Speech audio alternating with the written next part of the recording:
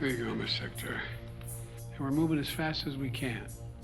First, I'm announcing today a new path consistent with today's ruling to provide student debt relief to as many borrowers as possible, as quickly as possible. We will ground this new approach in a different law than my original plan, the so-called Higher Education Act. That will allow Secretary Cardona, who's with me today, to compromise, waive, or release loans under certain circumstances. This new path is legally sound. It's going to take longer, but in my view, it's the best path that remains to providing for as many borrowers as possible with debt relief.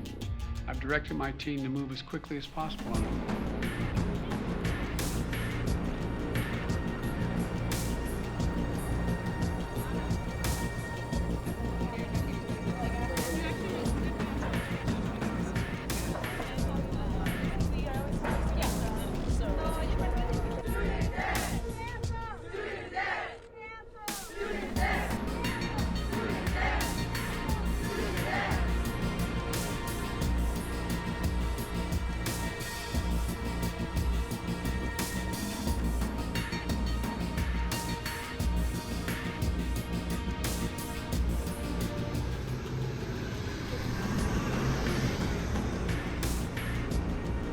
Let me be clear.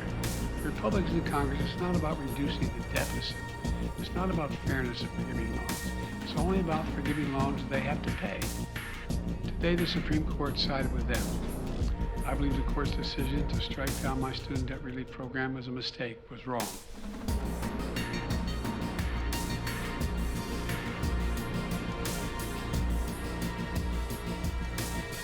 Like a weight was lifted off my shoulders, mostly for my parents because it stresses them out like a lot. I'm definitely going to call my parents and I'm going to let them know that they don't have to worry about it anymore, or at least for this year, because my freshman year's been paid off. But my sophomore year, I'm actually planning to take out loans again for my next semester. So knowing that I've gotten the Pell Grant twice, so it's going to be $20K for me is like a huge relief.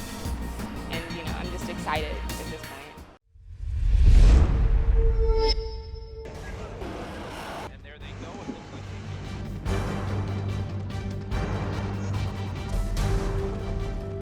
The US and Russia are dangerously close to an armed conflict.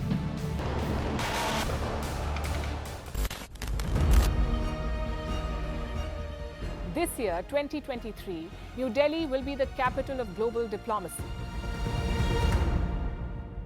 For a country as diverse as ours, with 88% of the population illiterate, it was a very big deal to write a constitution, and that too, the world's largest.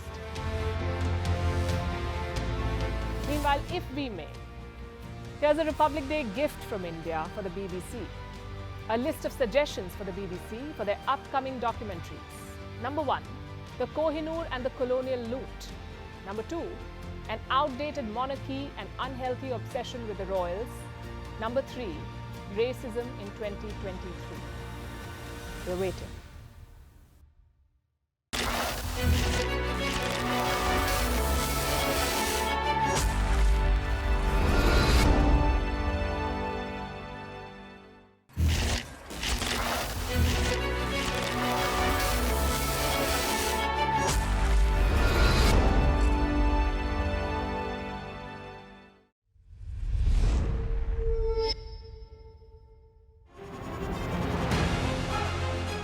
Email exchanges from inside the BBC, they talk about the risk of violating Indian laws. It's easier to rake up the freedom of speech debate, but does it give anyone a free pass to knowingly violate the law? America supports India because it needs India's support in return. And India is working with the US because it suits India's interests. This is how geopolitics works. Last night, he diffused a crisis with his defense minister. But today, Netanyahu was confronted with a new problem. His cabinet seems to have rebelled against him. The UK is looking at the Indian subcontinent to fill its coffers. That India seems to be negotiating from a position of power, like a partner and not a former colony.